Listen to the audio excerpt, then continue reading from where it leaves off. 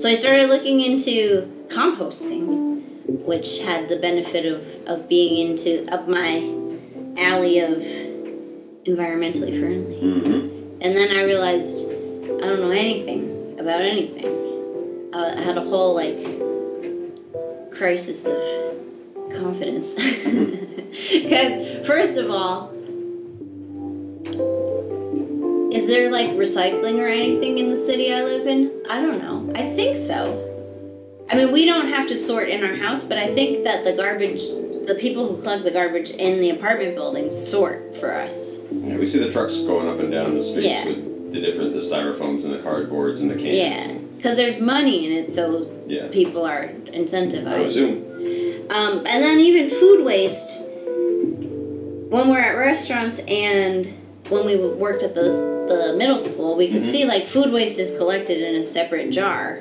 The pig slops. Yeah, the pig slop. And it's not, it wouldn't be compost because it's all food waste, which includes meat and oils and stuff. And you can't compost that stuff.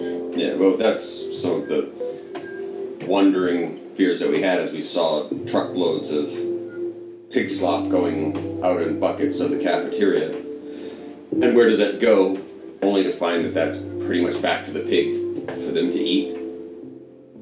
I guess, yeah. I mean, what our students kind of guess. Yeah, which is that's still being recycled and and whatever. I think we all just kind of stepped back and went like, oh, the pigs are eating the pig leftovers. Yeah.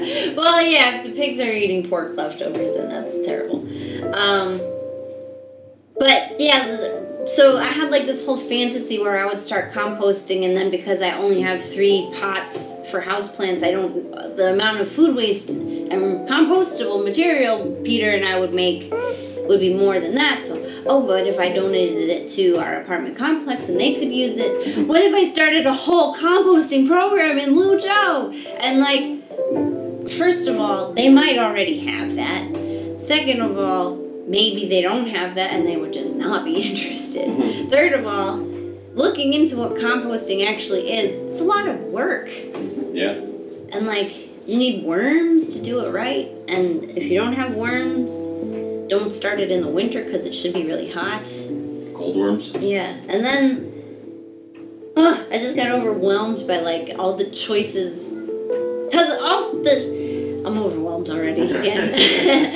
Because easy. The fact of it being inconvenient is not a reason not to do it, because saving the planet is going to be inconvenient because the planet burning us all to death and not producing any crops for us anymore and creating superstorms and destroying all our property is going to be way worse. And already is. Unlimited consumption, it's not working out, so we do have to change some things.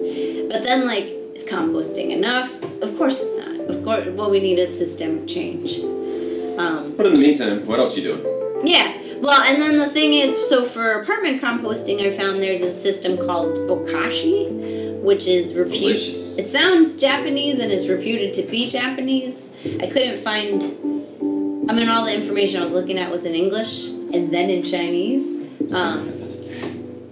Because it turns out anything that's trendy in America is also trendy in China.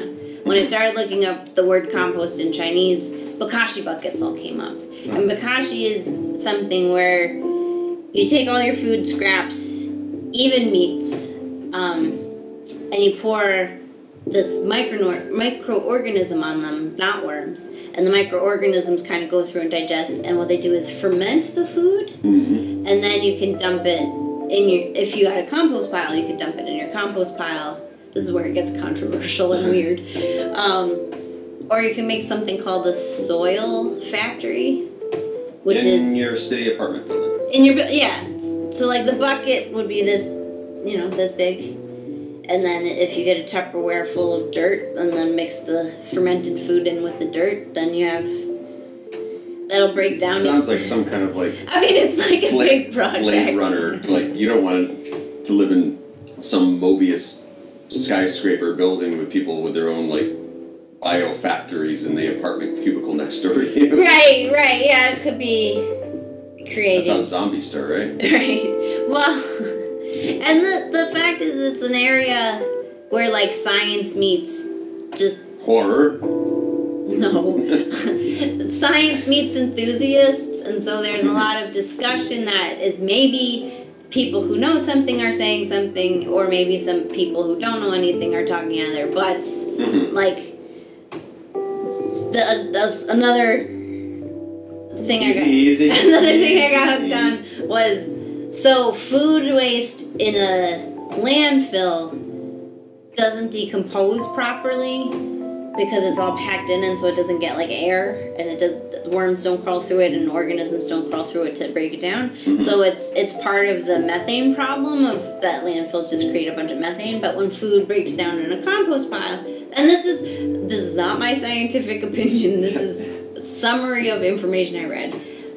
So when food breaks down in a compost pile, it doesn't create methane.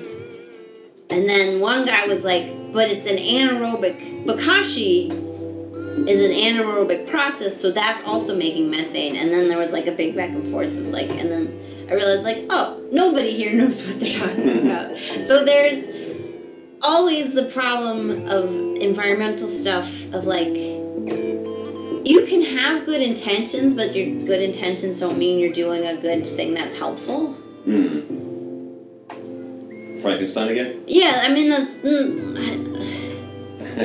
I don't think Frankenstein had good intentions. That was the whole point. Oh, really? Dr. Frankenstein was taking on the attributes of a god, giving life to...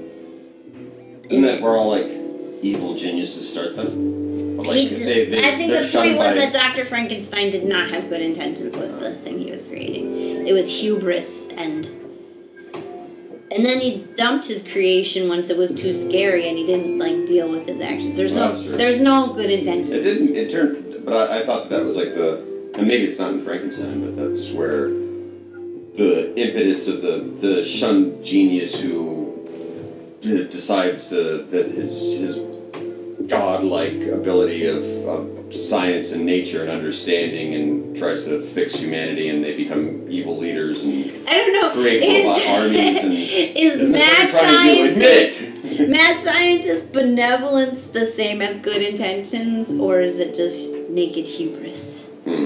Or good movies. Yeah, I don't know. So I don't know. And then now I'm paralyzed about every decision ever because of, am I helping or hurting? I mean, at least I walk to work, so there's that. And we don't have a dryer, so two big things. We don't do a lot. We don't do a lot to help. we do as little as possible, so we can help. That's my motto. Yeah. So I don't know. It's all so complicated, and then like, because it also would be like a lot of extra effort, and if it's extra effort that I could know is helpful, then like, okay, go for it. But if it's extra effort that is unnecessary because Lujo already is doing something, or is also contributing to other problems, then I'm also wasting my own time, which is also a precious resource. We were surprised right from the get-go when we got here that the students that we were teaching, how many classes and performances and speeches and contests that they had for all their writing stuff that we had to judge were based on. Oh yeah, the kids are thinking about environmentalism. Yeah. But in a kid way, so it's not like... Yeah. Well, that's also like good intentions that are doing a whole lot. We're looking at that young woman as our savior because she got mad at all of us. But she's actually doing something. She's not. These kids are doing something. She's not writing. She's not just writing an essay. I mean, yeah, but they're. I mean, hopefully some of them are going off to. Maybe. I don't know. Not much hope in these kids. I feel paralyzed and like we're doomed. I hope this is helping you, my audience. So yeah, that was my pepper. Was good news, and then like existential despair is really underlying all of that. Just one little pepper. That's all. Yeah, You're clinging to at this point. In the realm of youth being our future, on my run in the park this morning, I did see a little kid out with a piece of paper watching fish and I think trying to sketch them, which was, a nice little moment. It's a nice way to spend your Sunday afternoon. I like when you can, like, look at people and see a whole narrative unfolding of what they're doing with their day. Yeah. People watching is the best. I guess that's what that's called.